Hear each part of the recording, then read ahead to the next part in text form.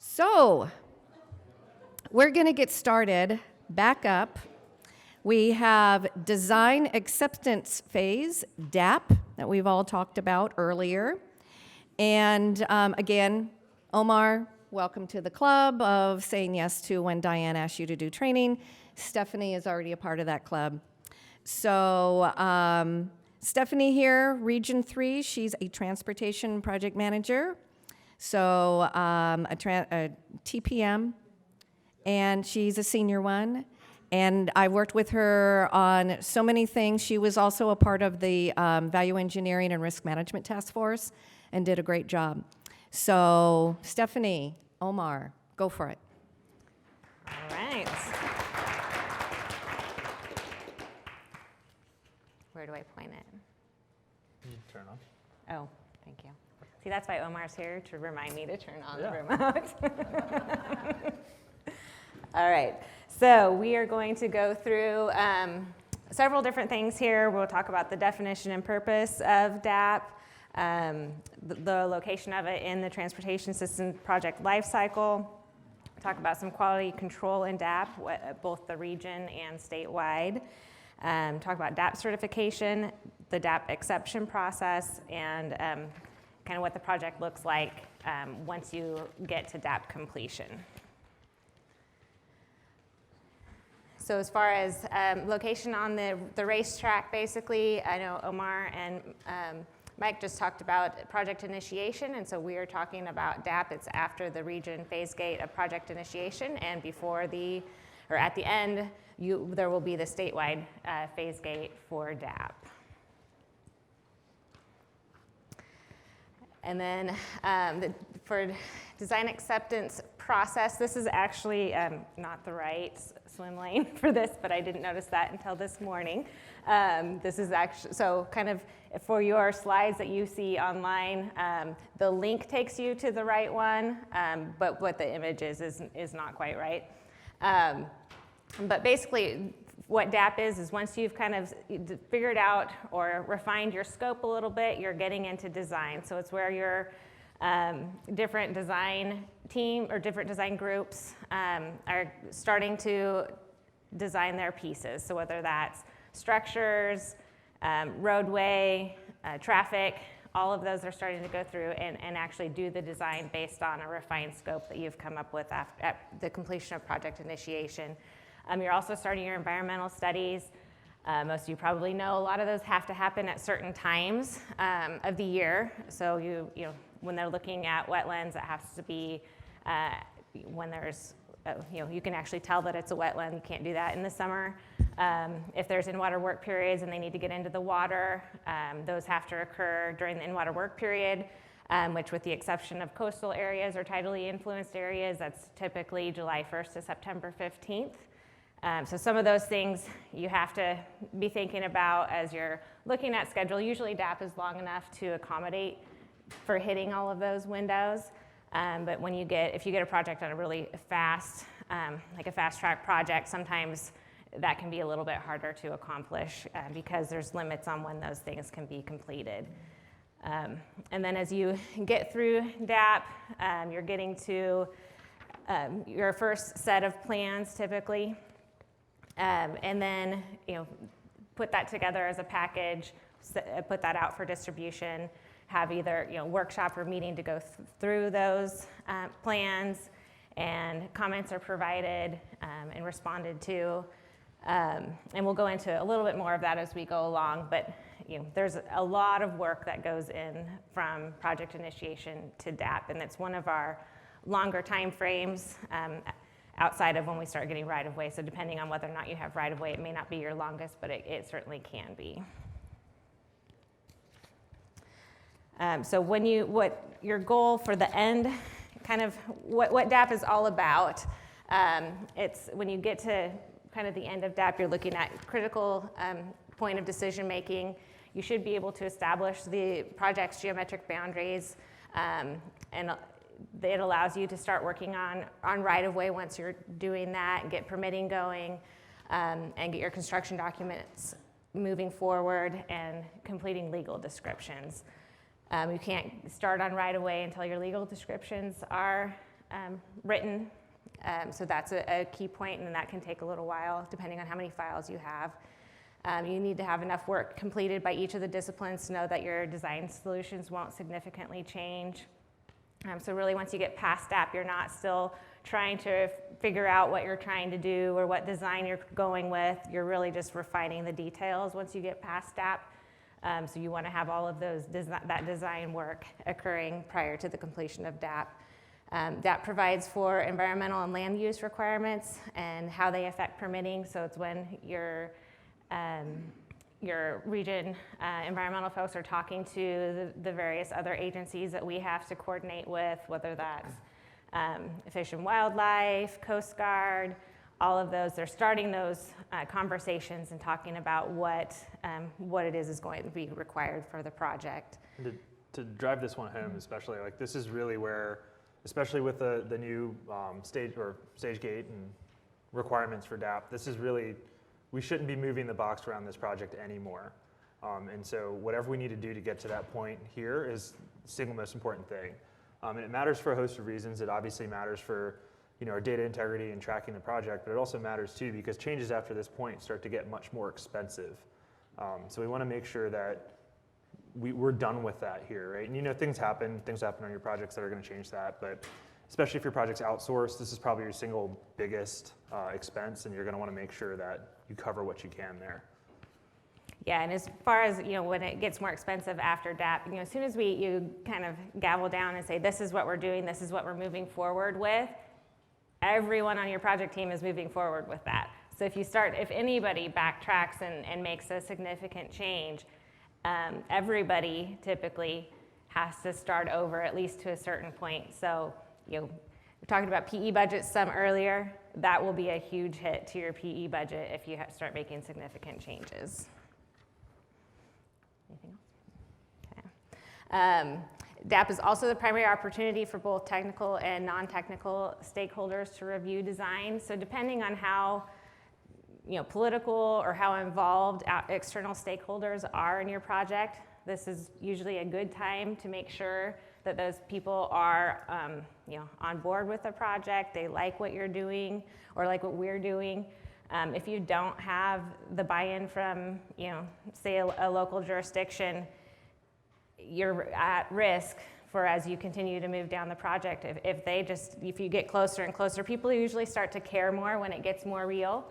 So as you get closer to bid, if you didn't have that buy-in already, you're at risk for having people make changes or have serious concerns with the project and then either delaying or causing problems for you going forward. Another thing about DAP that I think is a real quick and easy is it's a good no-go decision point. So that's, comes down to a whole host of different things. That can be a budget issue. That can be hey, the public hates this project. All of those things you're kind of deciding, you're looking at what you have at the end of DAP and saying, is this a project we should go forward with, or should we, kind of cut our losses and shelve this one? So location for DAP guidance materials, hopefully you've already heard about this a few times this week. The project delivery portal is fairly new, but it is very helpful. As anybody of you who have been here for longer than probably a week realize there are a ton of forms. There's a lot of information out there. There's a lot of requirements. There's a lot of operational notices and just a whole host of things. It can be really hard to find all of those. And if you don't know that they're there or where to look, it's very, very hard to find those. So the portal was put together to try and help guide people to that. There's still a lot of information, so it's still a lot to filter through, but you can get to where you need to. So highly recommend, if you haven't already, bookmark this. And I know I go to it probably every day. I don't know. So you can't see the right side of it, but Oscar's name is right there on top. So make sure you know how to get a hold of him if you have any questions. So the one on, let's see, your left is the internal project delivery portal, and then on the right-hand side is the external site. So obviously consultants can't get to the internal side, but they can get to the external. And there are things in the external side of things that you'll use as well, but the portal will link you to those. So you can, primarily for those of us that are in-house, you can stick with that one. I think, Dad? So one of the, I guess, defining things, or one of the more defining things that we're doing during DAP is actually defining the API. The API is, on its face, the project footprint, right? So like, what exactly is your project affecting? Where is it touching? That sort of thing. But what people tend to forget, it's more than just the work that needs to be done. It's the space required for the work to be done. So, constructability requirements. It's anything triggered by the work that you intended to do. So you might be doing pres or some sort of signal enhancement that also triggers an ADA ramp, right? So now that changes it. And oh, by the way, now you're looking at this ADA ramp, you're gonna have to move a utility. You might have to buy right of way. So you start adding up a bunch of things to what would have been a simple line on a map, so to speak. So I just want to stress the fact that this is an opportunity for you to think about every little thing that your project's gonna touch. Especially because, again, after this point, we're not supposed to change very many things. It restarts the process over. It can set back your environmental permitting, set back your right-of-way. Those tend to be the two long legs of this, so you really want to make sure not to affect those.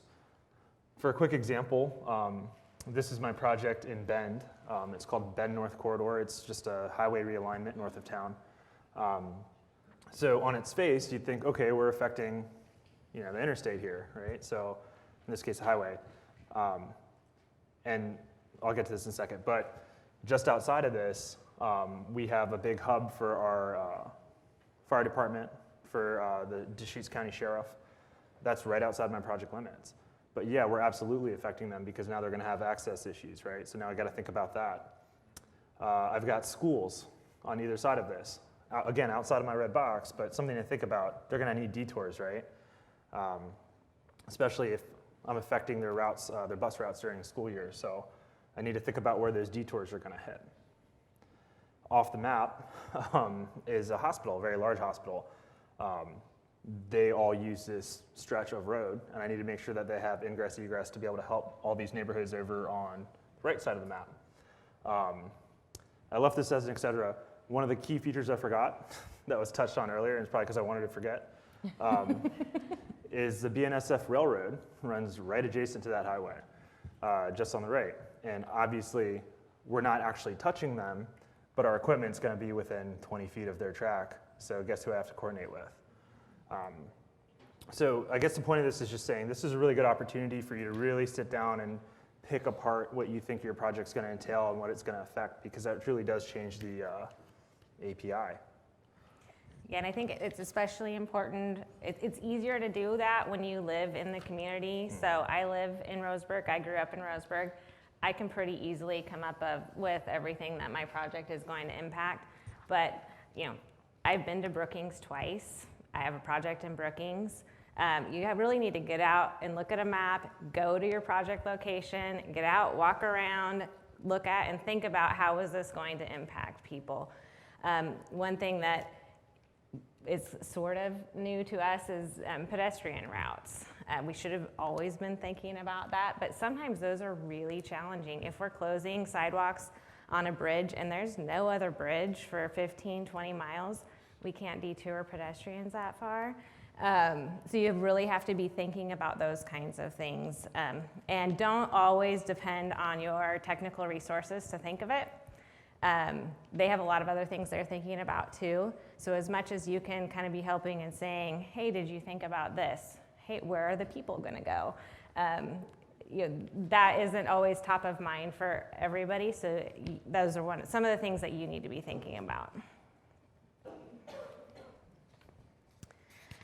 So the DAP Phase Gate follows the project initiation phase. It addresses, you could be doing CMRs, so we'll kind of say this throughout project design. You're always kind of, as you're adjusting your schedule, or if there are scope changes, there shouldn't be after DAP, but there might be some through the DAP phase. So chances are fairly good you're probably going to need to do a CMR for something at the end of DAP. And then that CMR should trigger, most likely, not always, but a STIP amendment. And then should be talking to your STIP coordinators to find out if it is an amendment. Does this trigger an amendment? What type of amendment. You should know whether or not you're in an MPO, things like that. All of those can take a lot of time. So you need to be thinking about that. Usually time isn't a huge issue as far as a STIP amendment goes at DAP, but it could be. So you want to be thinking about all of those things. You're going to get right-of-way concurrence. So that should be concurrence from all of your disciplines. We own all the areas we're working, and we have room to do the work within the areas that we own. Also includes detours, whether that's traffic detours or pedestrian detours. One thing that I've had come up before, again on a bridge project, the closest route through to the next bridge, fortunately it was one where we had a bridge very close by. The closest route was through a parking lot, and it was pretty flat. There weren't really any issues outside of that, but by the time my traffic control designer, this was one of my first projects, by the time he decided that was going to be the route he wanted to use, we were at advanced plans. Like, well, we can't direct people across someone else's property without getting an easement to do so, and we're going to bid in 4 months, so you need to find another way. So those can come back to bite you. You can eliminate options if you haven't thought about it ahead of time. It wasn't a huge issue. We had good alternatives, but it made it so that we couldn't use something that somebody wanted to. Also going to have legal descriptions by the end of the DAP milestone. So those can take a while. Typically what I've heard is plan on a couple days per file. So if you have 50 files, that is a really long time. So those are things that are going to significantly impact your schedule, and that you want to plan for those. We have DAP baseline schedule. I think that's actually going to be DAP snapshot of a schedule at this point. Yeah.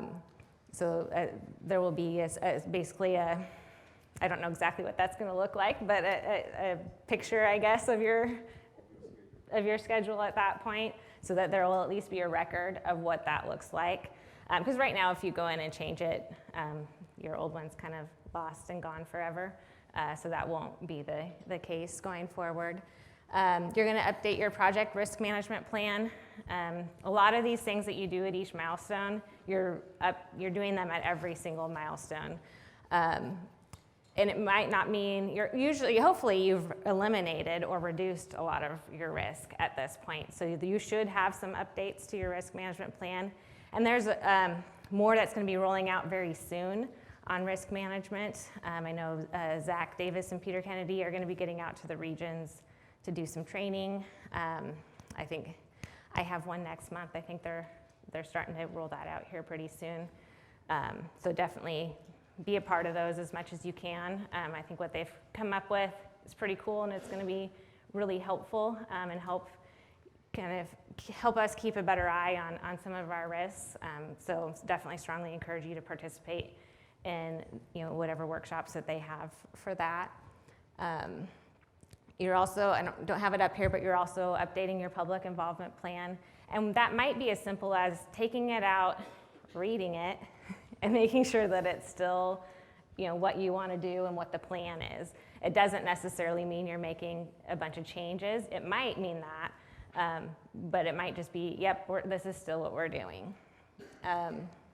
There's a certification that is signed, and we'll talk a little bit more about that in a minute, but signed by the area manager, tech center manager. Your region may have different or additional signatures on that, but those are the two main ones that are required. And then if you don't have everything that you're supposed to have for the DAP Phase Gate, there's an escalation process or an exception process. So your region manager would sign that. There's a form letter for that we'll touch on a little bit. And then that goes to statewide project delivery manager for concurrence on, yep, we can go ahead and move forward. We know we don't have all 50 legal descriptions, but we've got 40 of them and we don't think that there's a risk. Something like that. That would be, I think, probably fairly likely to have an exception for something like that. It doesn't mean you actually have to wait that whole time. Just talk about it. It's recognizing and acknowledging that we think this is fairly low risk and we want to move forward. So DAP completion allows for the start of environmental and other permitting, allows for the start of right-of-way acquisition, and it allows for continued or further refinement of the design to happen to get to final plans. We have a question right there. Yes. Certification by area manager / tech center manager, does that mean either or one or the other, or one is enough? They should both sign. I believe that Should be there's, both. yeah, should be both, yep.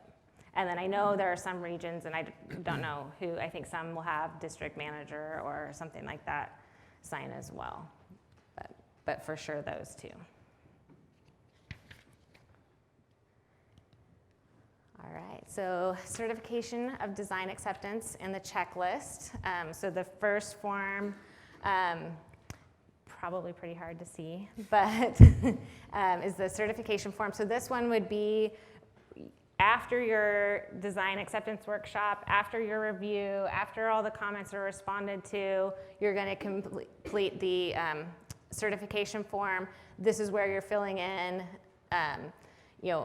all of your schedule information, at least for the required milestones. You're also updating your estimate and budget information on this form. You're going to note any risks that you see or concerns going forward. And then you're also, in conjunction with that, going to fill out the design acceptance checklist. And those are all of the items that are required to be completed at the end of DAP. So you're going to go through and mark off whether or not it's done. It's pretty simple as far as that goes. It's either a yes or a no or not applicable. There's room for comments there. And this is really going to be your point where you're deciding with your tech center manager and your area manager and region manager, if you don't have everything, do we want to sit and wait till we have it all, or do we want to go ahead and proceed? So both of those would be filled out, and then the area manager and tech center manager would sign the certification form.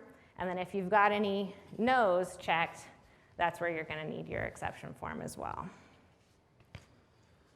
This is also another opportunity. We've hammered it on previous presentations. Just know that this is another opportunity for digital signatures, and there's been some changes to the form to make that process easier. So hopefully that's working for you. The design narrative, we've standardized the form for that as well. There were a whole bunch of different ways of doing this before. It wasn't really very standardized, so now we have a form that everybody's using statewide or should be using statewide. There's a spot here. This goes around with your DAP package. This is for everybody who wants to read it and see what's this project about. What permits do we need? Is there going to be right of way? Things like that. Every discipline, or just about every discipline, has a spot to put information in here, including the project managers. Everybody has a part in filling this document out. It can make it take a little bit longer because you actually have to go through and encourage, sometimes encourage very strongly to get people to fill out their portion. But it's really important to have. It helps. I know when you take up a project that somebody else has had, I recently have done that. I'm pulling up the DAP narratives to refresh my memory on, even if we're long past DAP, okay, what was the intent, what was this project? And there's an awful lot of information in there, especially if everybody fills it out completely, where you can go and it's a fairly quick hit on, okay, what is this project about? And then there's the DAP Exception Request form that we talked about. So this, and again, you can get to all of these on the portal. I'm not going to try and go through each form. That would probably be torture a little bit. But you're going to fill this out. It's pretty straightforward. It's not, super long, but you're really just kind of documenting what risks you're taking going forward. What is it that we don't have? And then saying this is why we think that it's okay to continue to move forward. So your region manager would sign this, and then it's going to go to up to David Kim, and if he concurs, then he would sign it as well. And again, using digital signatures. So. And this is a good opportunity just again to really take a breath at DAP and make sure that the reasons that you have for maybe skipping a process or jumping ahead are good ones, and that it kind of assigns accountability at this point too to make sure you follow up. Yeah, and it documents it. So if you come back, a year, 2 years later, or say there's a lawsuit or something, 5 years later, nobody who touched that project, it's possible nobody's even there. So these are documents that people can go back to, or maybe you have a better memory than me, but I do not remember everything for sure. And so sometimes it's like, why did we do that? So as much as you can document those things, then you can just go back, and you'll for this example, you know right where to find that. So it makes it easy. So there's a kind of a flow chart for that as well, again on the portal. So if if it's not for another year that you need to fill one of these out, there's a kind of a process map there to take you through that, and you can pull that up and refresh your memory on what you do and who signs what, things like that. So as far as the DAP acceptance process, so most of it, you can see over on the left-hand side, is region responsibility. It's not until the very end that we get to the project controls office. So the region develops all the DAP deliverables. The region does region QC. I think some of that process is also in the works of being kind of standardized from region to region as well. So if you don't currently see a lot of QC at DAP, that should resolve itself here pretty soon. I know within my region, it's a little bit hit and miss depending on the unit that's producing the work, but that should become more standardized. There's also within the region a design acceptance workshop or meeting where you're going through what the project is, going through comments, going through risks, concerns, things like that. Also within the region, and then some commenters outside of the region. Hopefully everybody has a comment log at each milestone. You should, and that's very important to document and kind of have the conversation on what somebody either has a question about or sees a concern or an error. They'll put that in one spot, and then all of those comments need to be responded to. Sometimes that's challenging to get all of that to happen, but it is important. I also go through and read all of the comments.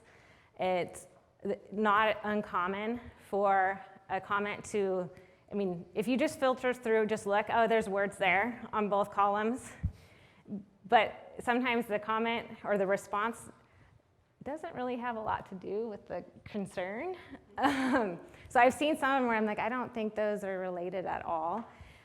So then I'll just go tell the person, hey, this didn't really answer the concern. Can you better either help me understand what this means, or you need to better address the concern? Sometimes they'll respond with a question, and that's fine, but you need to make sure that that's highlighted and you actually get a final answer, not just, yep, we're all unsure what this means, let's keep going. You need to make sure that it actually gets resolved. I think those are the two that I see the most. Yeah, well, I think it's really important to note that, as project managers, we really should be reading the entire comment log. Even if it's not things we totally understand, it's still good visibility. It's good. We should serve as a single point of understanding what's happening on the project. So one, it gives you a good idea of risks and stuff, but it also helps you identify duplicative comments or maybe help reduce work that doesn't need to happen. You get to filter out the stuff that doesn't make sense. It's just important to do. So I highly suggest that you read the whole thing if you don't. Yeah, and I don't go chase down, if there's drafting comments of, well, this style needs to be used or this word is spelled wrong. I don't spend a lot of time chasing that down. That should get resolved fairly easily. It's the bigger issues that I make sure somebody addresses with something concrete. Then we'll go to publishing a final DAP. If there aren't just a bunch of changes, you might not need to make a second set of plans. Sometimes we have such drastic changes based on our DAP review that we actually need to redistribute or republish new sheets in our DAP package. And then we'll go to the DAP certification that we touched on, and then the Project Controls Office will do the DAP package review. And I don't know if anybody's gotten to that point yet or not. It's pretty new. We've got a few. Good. I haven't gotten there yet, so probably not too much longer. So primary DAP deliverables, kind of went through and broke these out by different disciplines. Just because there's a long list of things under the TPM or RECP column, that doesn't mean that you have to physically do those things yourself, but you are responsible for making sure that all of those things are completed and come together. So DAP certification memo, your risk and issues log. On the risk and issues log, I don't know if that's been touched on much at all, but you are not responsible for creating all of those risks yourself. Your design team should be adding to that quite a bit. Public involvement plan, likely have some help with that, but just make sure that it's getting reviewed and updated if necessary. A draft mobility considerations checklist that needs to go over to motor carrier. You want to look at your project schedule. You did it initially at project initiation. Maybe you've checked in on it, maybe not. Make sure it still works. Make sure it still makes sense. Change management status. If you have changed some of those things, then you need to do a CMR and then start looking at, is a STIF amendment necessary or not? Possibly a DAP exception letter. Your roadway designer is going to participate in the design narrative. They're also producing plans and a design generally. Depending on the project, whatever discipline is involved, you should have plan sheets or concepts and estimates from them so that you can have a decent estimate, and they should have a QA, QC that's been completed. A spec writer, anticipated construction schedule, rail, if you have rail on the project, you should be working on your rail order. Traffic control, you're going to need your work zone decision tree at this point. It should be at least your second round through the work zone decision tree. And a draft TMP. If you have access management, you should have your OPAL at that point and have your plan on how you're dealing with all of those accesses. Your rec should know the environmental impacts and what permits are needed, and if there are any design exceptions or deviations, those should be approved at this point. And you should have at least an initial recommendation from Geo, Hydro, Hazmat, and Pavements. And then survey should have your legal descriptions. Most of those things are all going to be the same if your project's outsourced wholly. The only difference is your region folks should be acting more in a QA manner rather than producing the materials themselves. So I guess before I get too into the weeds here, how many of you have outsourced projects or pieces of your projects that are outsourced? You can just raise your hands. It's a good portion of the room. How many of your projects with outsourced contracts have hit DAP already? Far fewer, okay. So can you hop over to the next one? Yeah, sorry. So sorry. Yeah, you're good. So this diagram, I know it's hard for y'all to read. It hopefully is available online already at the project delivery portal. Yep, there's a link for it actually. So this has been shown to industry at this point. These are essentially your options moving forward on how to meet the new DAP requirements with your current existing consultant contracts. Obviously, DAP's a little more involved now than it was probably when your contract was estimated or written. So essentially, it just goes through a couple options, whether you're going to amend your contract to add schedule, add resources, or you're just going to buckle up and get it done. So you kind of have your choices there, but just know that this should not be a surprise to your consultants and industry at this point in time. They're aware of it as well. But it is a reality that we're going to have to work through on our contracts, keeping in mind how long an amendment takes and maybe associated costs with that. I'd strongly suggest finding other ways around it. But where you can't, it's just kind of some separate options there. So again, if you're reach out to your consultant, make sure that they're aware of this, make sure it's not a surprise to them, and feel free to provide them this flow chart as well. So before you actually do the DAP certification, but after you've gotten your DAP package and you've done your DAP review, maybe everything isn't perfect. Maybe your estimate is more than the budget available. What do? This happens a lot, by the way. So, first thing you're looking at is why is my current estimate, my DAP estimate, more than my funding available, or the last estimate I had. So you want to get in and look at why. Is it because prices changed, or is it because throughout design or throughout the DAP phase, people started piling in more cool things that we could do, or why? Were there requirements that came out of regulators that we had to make changes to what we thought we were going to have to do? So anyone that you go to, the program managers, that you're going to ask for more money or say we need to cut scope, they are all going to want to know why. So make sure you get that up front. If you have solutions for what adjustments you could make, get those together too. If those come with various costs, you'll want to have that all ready, because really you're not going to have a very long conversation until you know why your estimate is more, what the options are, and how much those are going to cost or reduce the cost. And those are kind of your main options are to either go ask for more money or cut back on the scope. Or in some cases, you might cancel the project. So that's kind of where the go, no-go comes in. Recently, within the last year, we were going to replace a bridge over on the coast. Our estimate that we came up with at scoping was quite a bit lower than what we had at DAP. So we kind of took a step back and looked at things again on, why is the cost so much? And it looked like, at scoping, the person who had scoped for the roadway design didn't look at, we couldn't look at enough detail at some of the issues we were going to have with the alignment until we got survey and got actually into looking at what we were going to do. So there was a lot more fill.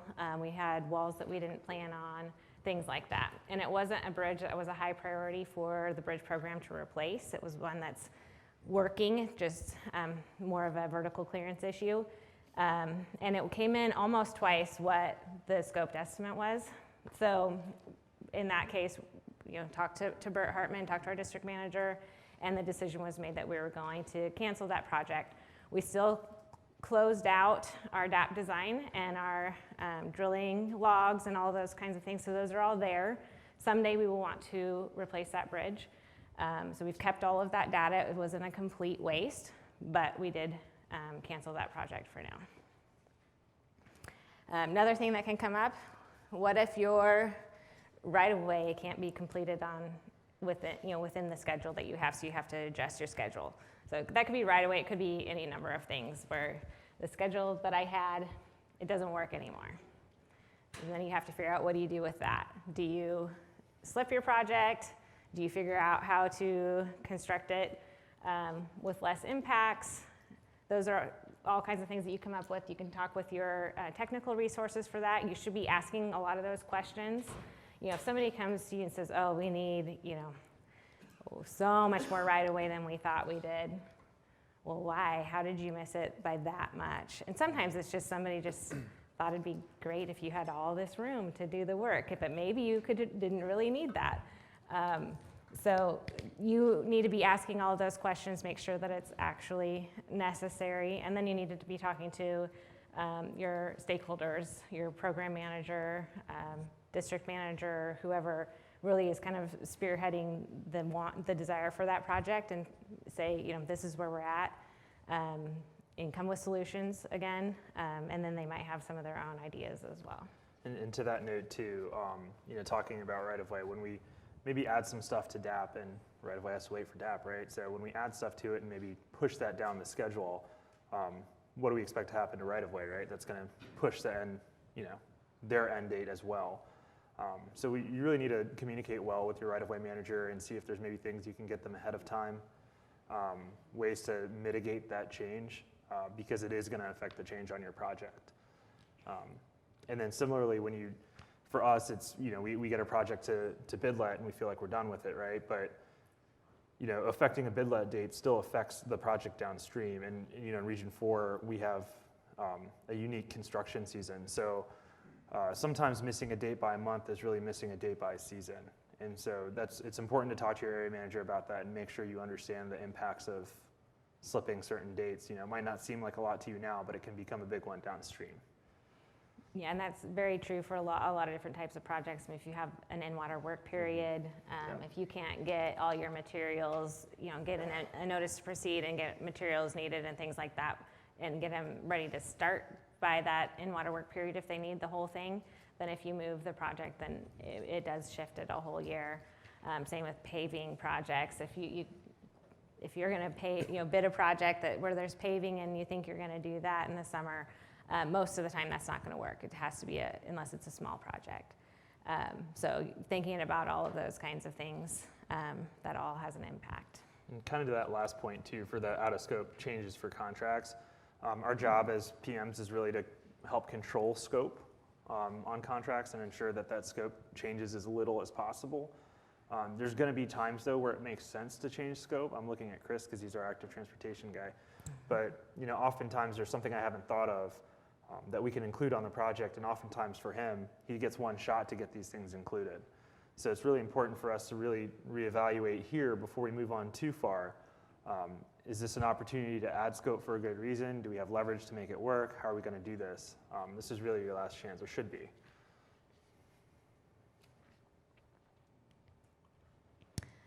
So once you've kind of resolved all of that, if you get to the end, your scope is good, your budget is still good, and your schedule is still fine, then that's where you're going to be doing your DAP certification, getting your approval from your area manager and tech center manager, and then getting that up to the project controls office.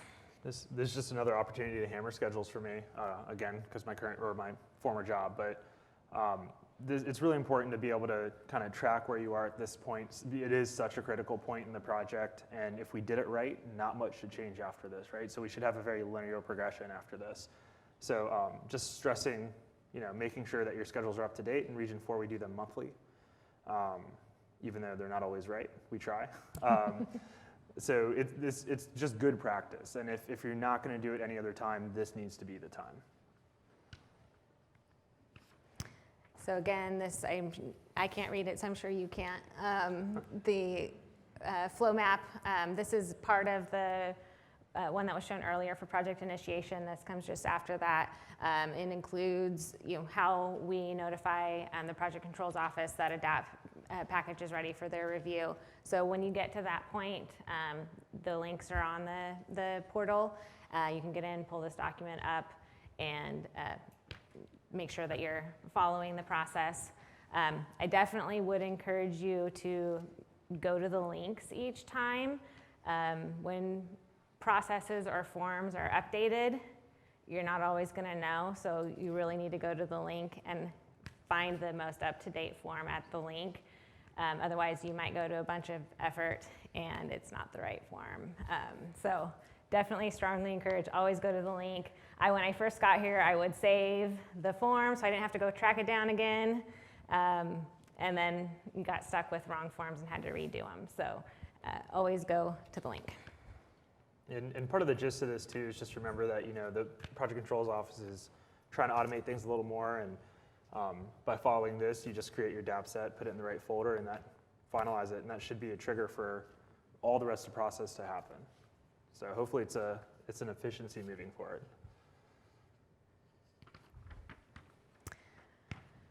So once you get, you're all the way through, project controls office has reviewed, now what? So your geometric footprint and your major decisions have been set, or for the most part should have been set. You're still continuing your change management process.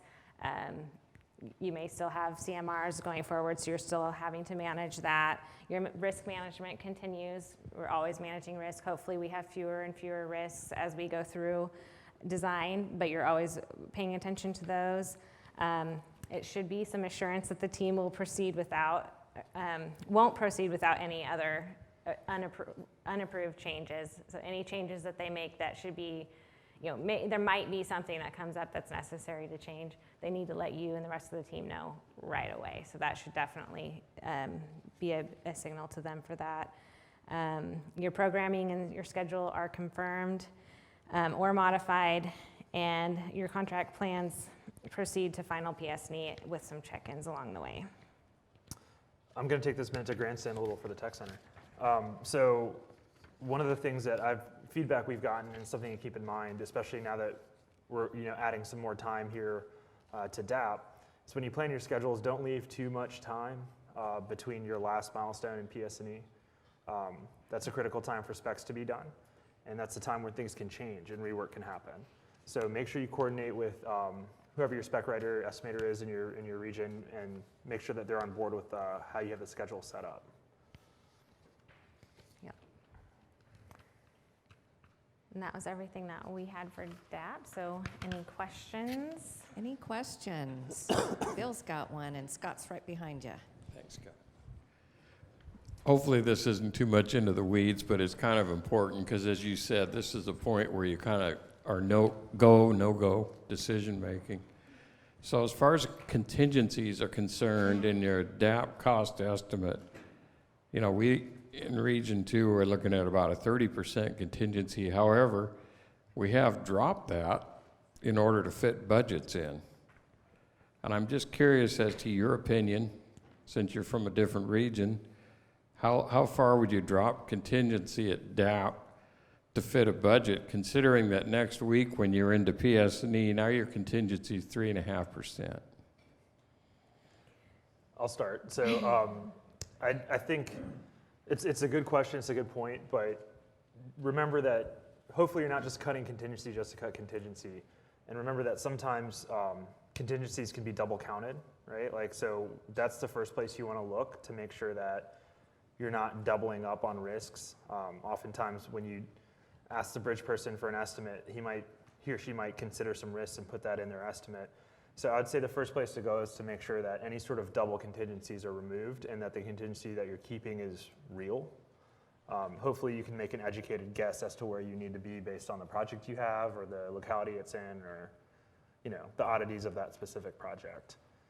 I don't know, I guess the short answer is there shouldn't be probably a hard and fast rule on how much you're changing that number. It should be dependent on the project. Yeah, I think it's largely dependent on a project. If you're looking at an urban project, there are probably going to be more surprises as you get through. I wouldn't cut, if you're doing rebuild and things like that, I would not be cutting contingency on something like that. If it's a paving project in the middle of a very rural area, you probably don't need a 30% contingency. So it's some of those things that you're weighing to try and figure out, does this make sense or not? I know at least for us or my projects that I've had where we're in urban areas, just within a city at all, most of them are older, the infrastructure is old. We end up using those contingencies. So you just want to weigh the type of project quite a bit. Other questions? Scott, over here. Grant? On the DAP checklist, there's a DAP estimate for PE. How is that currently being calculated? I'm not quite sure.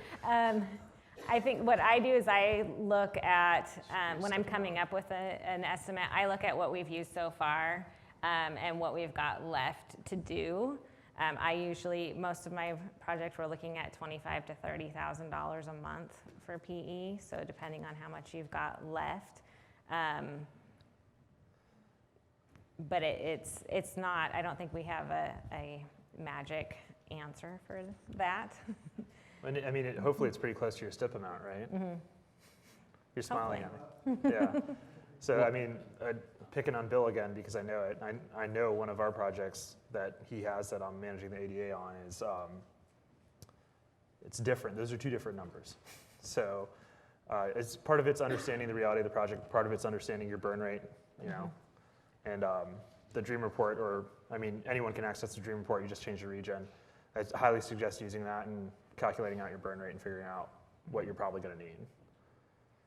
Well, and I think the other piece is having conversations with your PDT to say, okay, here's what you estimated at project initiation, here's the budget you've expended, and what do we as a team forecast it's going to take us to get to PS&E? We should have a better idea after DAP because you're really just into now production design. And it'd be good checking, you know, did they estimate correctly?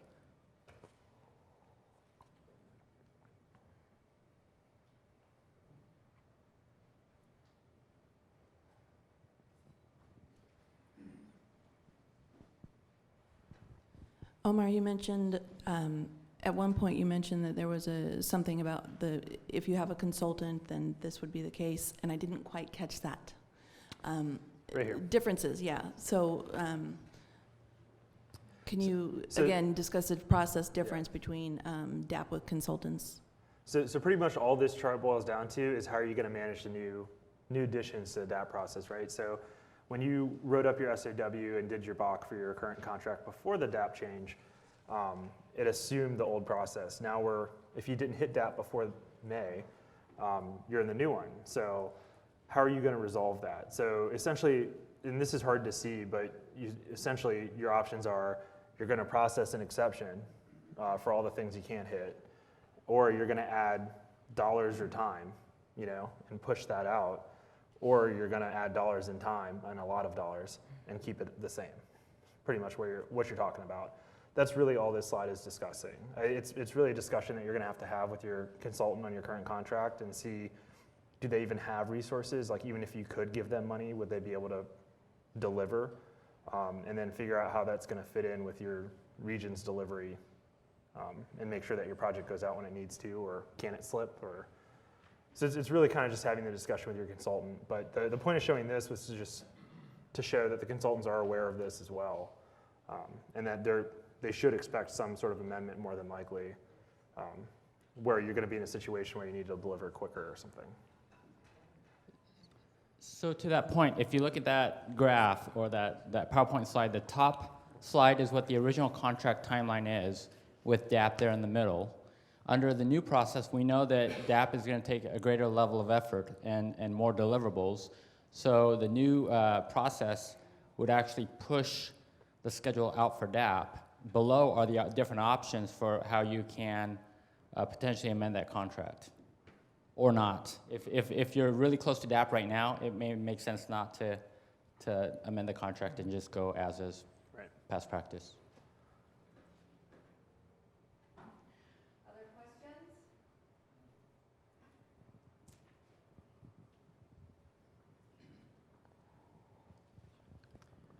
I actually just have an opinion. On one of your slides, you had mentioned about determining, I think, the project area or whatever it was, where you're talking about water quality facilities. And in my opinion, it's probably more like you're really addressing stormwater management, because you're just not dealing, it's pretty critical at DAP because you're just not dealing with treatment of the water. You're dealing with, sometimes you need to deal with flooding issues or storage, and it takes a lot of area, and also drainage, conveyance of it, moving the water, ditches, pipes, and all that type of stuff. If you don't get it right at DAP, I've seen it where it can impact right-of-way because you didn't get enough right-of-way for a facility, or you sometimes have to change the design, late in design, it may cost you more, or you may even have to go to filteras, which everyone knows that's almost a cuss word here at ODOT. So I think it's really critical that instead of it just being treatment facilities, it's more managing stormwater. Thanks for that. Yeah, that's definitely not my strong point, but I wholly agree with you that the area that some of these detention ponds and management facilities take are really important to get nailed down right now. Yeah, and that can come down to knowing how familiar your hydraulic designers are with the process and what their role is, because they're the ones that do all of that design and tell you what you need. So, when you have a brand new designer, it can be important to ask lots of questions, especially if you have enough experience to know that, hey, it seems like we should be doing something here. Why are we not showing anything? That's a time where I can come in to ask questions and say, hey, what's going on? Other questions?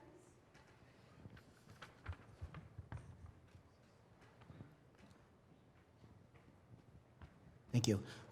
I guess your opinion on this, since DAP, we're trying to figure out more and more on what the scope is going to end up being before we go to PS&E. Have you changed your payment method on an outsourced project? For example, if you did DAP at cost plus fixed fee, wasn't sure if you could avoid right away. Final DAP, you're able to fit in a temporary bridge, and you decide to go fixed price because you have a pretty good solid scope now. Is that something that you're familiar with that's a possibility or an option? I mean, I'm sure anything's an option via amendment, but I'm not one to change payment mechanism partway through, if that's what you're asking. I mean, it's just an amendment that you start early. Yeah, understood. I just, once I get in a cadence of something, my personal thought is like to not really change too much of that. Usually their invoicing person is getting comfortable with it too, so I'm sure you could do it. It's not something I've done. So just a quick comment on what Robert was asking. That's definitely a discussion with OPO and determining whether or not it's a good idea in order to actually change your payment method at that time. Generally, you need very specific circumstances to want to do that or have a very good reason to do that. And that could be quite the substantial amendment and definitely requires some discussions also with DOJ on what some of those implications may be. On the DAP set, when you final that and send it over, it says to put in the memo or the certification in the narrative, and then if you need a request, and then in the guidance it says anything else that the lead feels is relevant. Just a little bit more guidance on that. Is that, if we just have those two things in there, is that what you're looking for, or is there a little bit more to what you guys are needing in that actual set?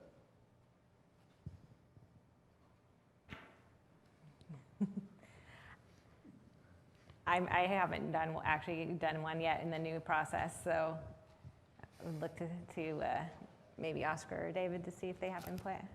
So we've had 7 DAP sets come in, and once you upload the DAP set into ProjectWise, that'll be the trigger for the PCO to start looking and doing our QA of the DAP.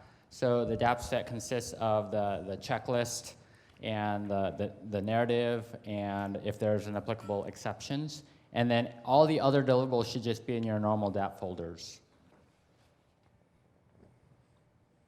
So that's just a trigger, then that's all that says? Yes, it's just a trigger for Michelle Gauthier to go in there, and then she'll log it, and then they will take a look at the budget and the schedule and validate that the schedule in the DAP is consistent with the schedule in the MS project. And they'll look at the budget and see that it's the same as what's in the STIP, and if there are changes, then we'll communicate back that there's an issue there and that you might have to do a STIP amendment.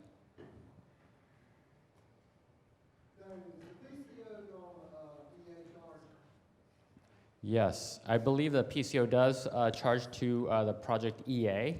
I'm going to say roughly 10% of a project's charge comes from tech services, whether it's design exception reviews or the work that the PCO does with the QA at DAP or at PS&E, and then other technical support that the technical services branch provides to the projects.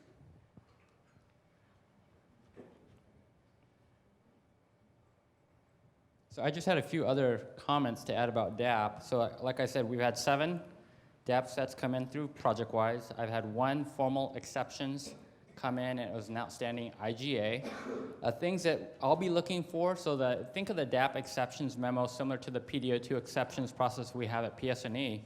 I'll be looking for what's the plan to address that risk, that outstanding item, because at the end of the day, whatever is an exception in DAP is a risk to the project, whether it be scope, schedule, or budget. Who's on point to manage that? So if you have, say, some outstanding design exceptions that they're in review, but they haven't been submitted yet. But as long as I know that the conversations have played out with tech services and that we're aligned, great. Versus we have a number of design exceptions, but we haven't even talked to the tech services yet.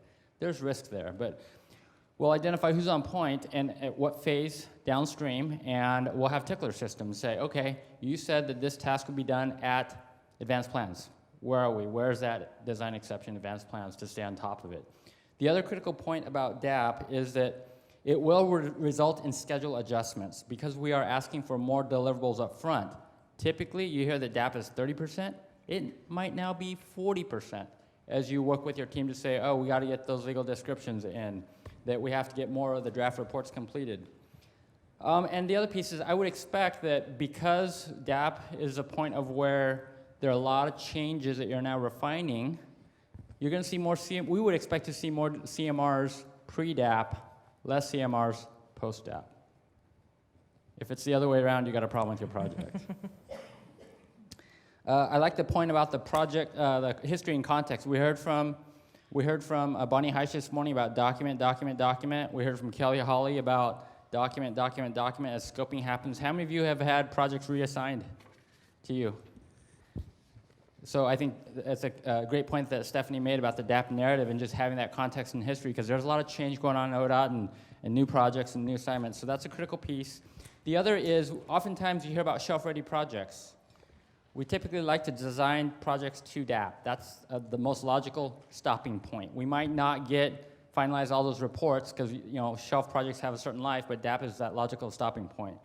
The other piece is outsourcing of projects. We've had instances where we've taken a project internally to DAP and then decided to outsource that project. If there's high risk, a lot of variabilities, a lot of alternatives analysis, a strong owner role, we want to do that. We don't want consultants to spend a lot of money and time spinning. We'll do that, and then we'll take it to DAP and then give it to a consultant. Now your statement of work should be really straightforward. The beauty of having an exceptions process is we're going to start tracking those things. So if we consistently see an exception come in, so here's something simple. PDO2 at PS&E, what's the most common exception? CA/CEI, right? You still have the CA/CEI outstanding as you're going into PS&E. If we start seeing trends at DAP where there's an exceptions, we're going to see if there's a way to get ahead of that. Maybe we push things out. If certain things, I think we'll see trends and looking at process improvement, say, yeah, we're constantly seeing this risk at DAP. What can we do to get ahead of it? And then as it relates to schedule and budget, if you have schedule or budget challenges, this deliberate check-in point is a great opportunity to work with the program managers, your area managers, your region managers to really have that frank conversation about truly that go or no go. And if it is a go, we have a lot of options. Today what happens is we kind of fly through the DAP, get to PS&E, and the only option we have is cancel a project or cannibalize another project. At DAP, if you're running over on PE, what do you need to do? Probably transfer funds between phases. What does that require? A STIP amendment. Hard to do that at PS&E. And so this is a great opportunity for that project. Is it ready to proceed or not? And the same thing with schedule. If you know that your project's going to slip PS&E beyond another federal fiscal year, you want to let your STIP coordinators know so that they can ensure that the region can still fulfill their federal funding obligation and working with Salem to swap projects out. Those are just a few things that came to my mind as Stephanie and Omar were speaking. So.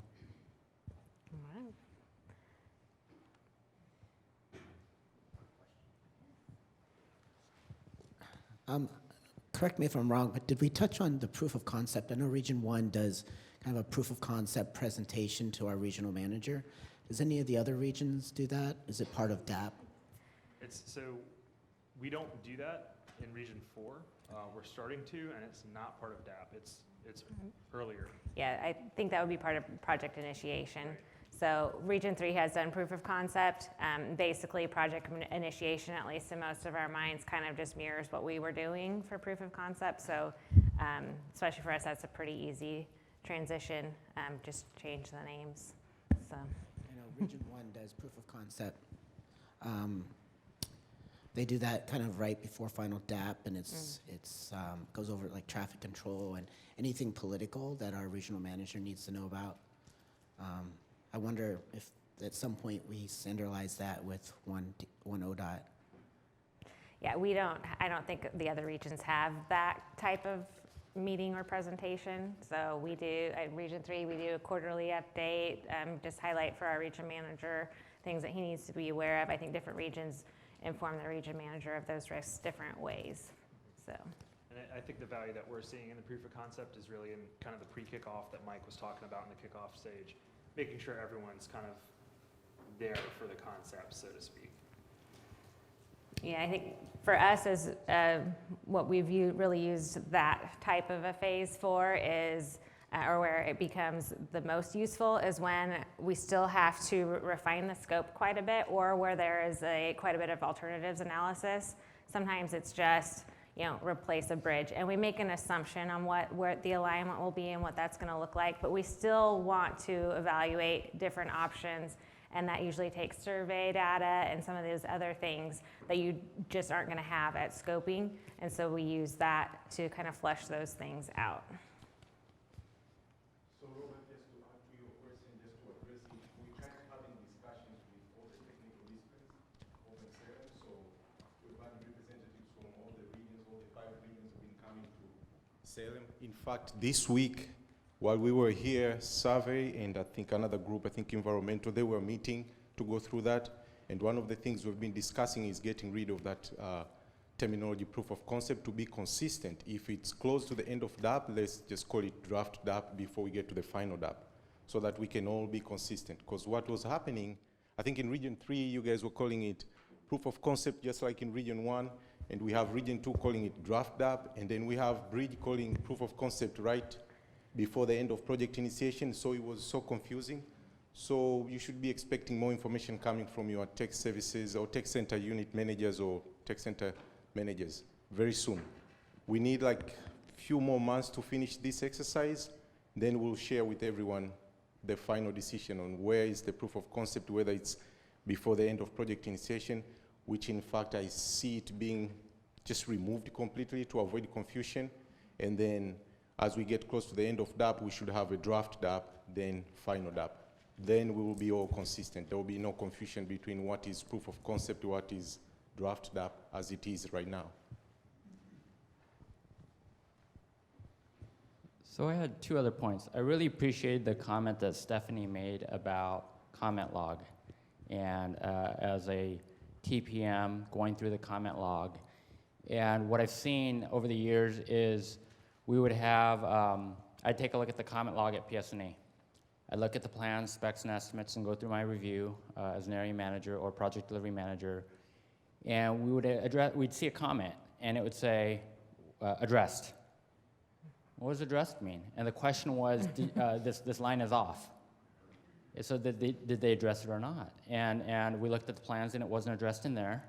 We looked at specs, it wasn't addressed in there. So we called the designer in the room, saying, what does this mean? Oh, I forgot.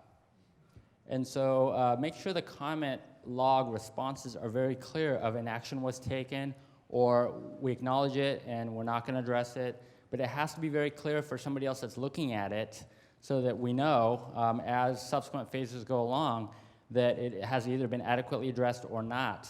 If it's just kind of up in the air, it makes it very difficult, and when you're at PS&E and having to make changes, it becomes very, very challenging. We've also seen instances where there were no comments in the response, and that makes it very, very difficult to understand what's happening with those comments. The other piece is, I know as TPMs, one of the greatest challenges you have is you're responsible for scope, schedule, budget, and now risk management on a project, and yet you have no authority over the technical center disciplines. That's one of the greatest challenges that you face. The beauty of this DAP phase gate is there's an exceptions process. So if you're missing a traffic report or a TMP or decision tree, you know, there's a little bit of influence there to say, hey, I don't have these 3 deliverables that are going on an exception that the region manager is going to be signing off on.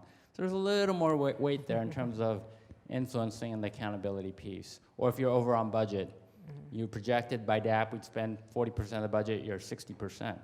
That might be a red flag to say, well, we think we're going to overspend. Which disciplines and why? And just one other note, this is just more of an announcement.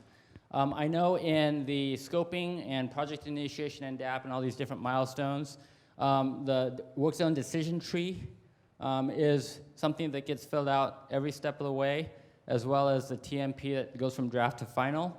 Secretary of State audits, this isn't ODOT internal audits, this is Secretary of State's audits, is going to be auditing ODOT projects in the design phase for TMPs and work zone decision tree. I just met with them last week and walked them through ProjectWise. They just met with Pete Wallace this week, or last week, to get schooled on ProjectWise. They're actually getting 2 licenses, so they have access to ProjectWise. They're going to be going into project files and taking a look. And I did give them a lot of caveats that we're just now transitioning into ProjectWise, so don't go too far back because a lot of those folders are going to be empty. We took a sample look at a couple of projects. The good news is on the work zone decision tree, because there's a template, it's the same. But what we found, it wasn't, a lot of the folders were blank. So just know that they're going to be starting to look in there, and once I find out which projects they're going to be auditing, I will let the TPMs know, or the RECPs know. With that, any other questions? Oscar. Remember, you're right across the cube for me. These are just final comments, 2 comments. One is on the CMR. We have this database that Mike was talking about today. Please go ahead and use that database, because we are seeing some of the projects with no CMRs in there. When we compare projects, what we have in ProjectWise and what we see in the CMR database, we can easily tell we're missing some. So please go back and use the CMR database. And then the other piece is on the digital signature. I think you all got the email that was sent out last week by Lisa. So we don't need to flatten the files now. Just go ahead and sign using digital signature, because I'm not going to mention your name too bad. You're sitting right next to me. We got a few forms last week, or a week before that. We're still seeing forms coming in with no digital signatures. So since this issue has been fixed, we're not expecting to see more forms coming to sell them with, wet signatures. Because it's complex for us to go back and start figuring out or enabling the forms to accept digital signatures. So that's number 2. And finally, project-wise workflows. We have workflow at the end of project initiation phase, and also we have workflow at the end of DAP phase. We should be expecting to see people following those workflows. I think initially when I was talking about project initiation workflow, I touched on automated workflow, and with that what I meant was all your emails, the notifications that you're going to be sending to PCO will be generated from ProjectWise. So it's not like you're going to you're not going to your Outlook, then creating your emails, then notifying Michelle. No. Once you create your set, at the end of project initiation phase, and then at the end of DAP, you should be able to automatically create those emails and then notify Michelle that your project is ready for review. So that in a nutshell covers what we have covered here for project initiation and DAP. More to come around. Go ahead, Teresa. Did you fix that problem that they had with the workflows between the old file structure and the new unified file structure? Yes, that has been fixed for both project initiation phase and DAP phase. And lastly, this is a work in progress. I think we're about 95% there. Like I said, we've had 7 come in, and as we continue to evolve and improve this process, if there's issues, reach out to Oscar, and we'll be responsive in trying to address them. So Stephanie and Omar, thank you for presenting on DAP. Yes, thank you very much.